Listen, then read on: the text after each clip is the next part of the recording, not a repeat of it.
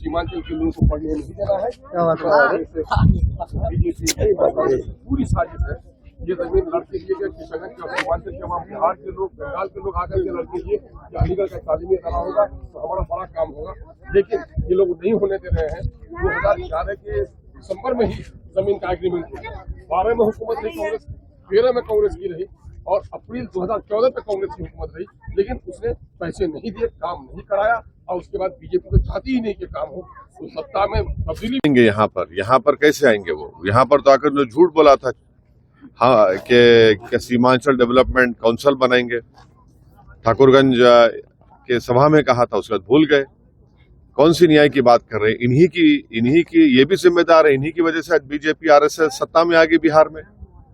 हम चुनाव लड़ते हैं तो हम पर उंगलियां उठाई जाती हैं। आपने तो यहाँ पर सत्ता दे दी बीजेपी को, आप ही की गलतियों की वजह से। आप भी जिम्मेदार हैं भाई। पलटू और मास्टर से नीतीश कुमार है, नहीं है, तीनों भी हैं। नरेंद्र मोदी हैं और तेजस्वी, तीनों हैं। सर, आगामी लोकसभा चुनाव में कितने सीटों पर एआईएमआईएम बिहार में लड़ेगी सर? 40 सीटों में? नहीं, हम लोग 2019 में सिर्फ किशनगंज की पार्लियामेंट की कॉन्स्टिट्यूंसी से हम इलेक्शन लड़े थे। अब की बार हमारी पार्टी में और पार्टी के जिम्मेदार और हमारी पार्टी के सदर अख्तर ईमान साहब हैं, वो तो किशनगंज लड़ेंगे कैसा भी इंशाल्लाह। और अख्तर भाई का बोलना यह है कि हम सिर्फ किशनगंज की हद तक अपने आप को महदूद ना रखें, बल्कि और भी 3-4 पार्लियामेंट की कॉन्स्टिट्यूंसी पर उन्होंने हमसे कहा है। कल हमारी रात में बहुत डिटेल में बात हुई, तो इंशाल्लाह हम बैठकर इस पर बातचीत करेंगे और फैसला लेंगे। अभी झारखंड का भी एक डेलीगेशन आया था, जिसमें वहां पर हमारे झारखंड के प्रेसिडेंट ने कहा कि सर वहां पर भी पार्लियामेंट की सीट पर उन्होंने 2-3 सीट बताई है, तो हम उस पर बैठेंगे, बात करेंगे, डिस्कशन करके कोई फैसला लेंगे। शुक्रिया आपका बहुत।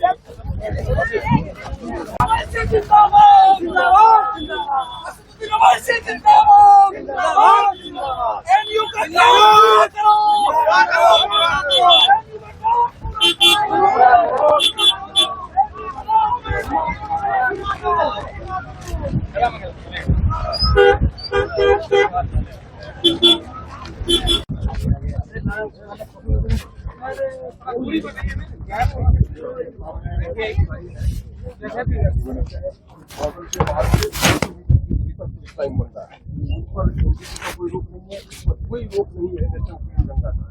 यहाँ से 70 किलोमीटर है।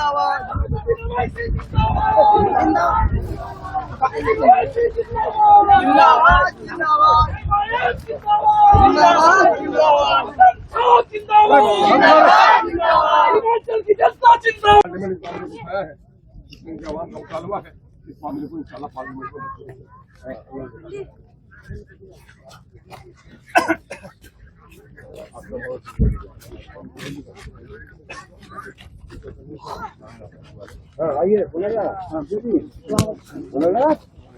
कैंपस बरसों से लंबित है, एनजीटी के द्वारा रोक लगाया गया। तो आप लोग जानते हैं मुझसे बेहतर कि ये कैंपस जो मिला तो इसमें बड़ी कोशिशें रही सीमांचल की आवाम की कि उन तमाम ने मिलकर एहतजाज किया, प्रोटेस्ट किया। उसके बाद ये ज़मीन जगह दी गई। मगर अफसोस की बात यह है कि यूपीए की चेयरपर्सन साहिबा को बुलाकर इसका इफ्तिताह हुआ, इनॉग्रेशन हुआ, उसके बाद से यहाँ पर काम शुरू नहीं हुआ। यूपीए की सरकार थी तो उसमें काम शुरू होना चाहिए था। फिर उसके बाद मोदी की सरकार बनी और फिर यहाँ पर एनजीटी का स्टे दे दिया गया। अब इसी बेसन पर आगे जाकर आप देख रहे हैं कि एसपी और पुलिस के क्वार्टर्स बन रहे हैं, आगे एग्रीकल्चर का एक यूनिवर्सिटी का काम हो रहा है। अफसोस इस बात का है कि जहाँ पर अल्पसंख्यक समाज या मुसलमानों की तालीम का मसला आता है तो गवर्नमेंट जो तेजी दिखानी चाहिए, जो हरकत करनी चाहिए, वो हरकत नहीं करते। आप स्टे वेकेट करा सकते। वे बिहार सरकार में नीतीश कुमार की सरकार रही, फिर उसके बाद नीतीश लालू की सरकार रही, फिर नीतीश सुशील मोदी, फिर अब दोबारा नीतीश और बीजेपी की सरकार है। तो क्या यहाँ की स्टेट गवर्नमेंट अपना असर रसूख इस्तेमाल करके खुद इम्प्लीड होकर स्टे को वेकेट करा सकती थी? और ये ना सिर्फ बिहार का बल्कि भारत का सबसे पसमानदा इलाका है, बैकवर्ड एरिया है, और यहाँ पर अगर एएमयू के कैंपस का काम नहीं शुरू होगा तो बहुत गलत बात है। तो मैं ये डिमांड करता हूँ कि हमारे मोदी सरकार और देश के प्रधानमंत्री और नीतीश कुमार यहाँ के मुख्यमंत्री हैं, वो फौरन इसका नोट लें और यहाँ पे जल्द से जल्द एएमयू के कैंपस का काम शुरू करवाएं। इससे न सिर्फ सीमांचल बल्कि बिहार के नौजवानों का फायदा होगा, वो अपनी तालीम को मुकम्मल कर सकेंगे। एक बैकवर्ड एरिया के लिए बहुत ज़रूरी है इस तरह के कैंपस की।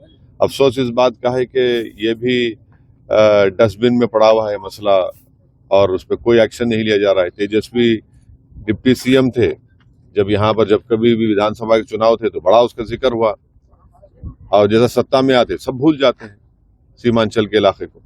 सर दोषी किसको मानते हैं, कांग्रेस को या भाजपा को? दोनों हैं।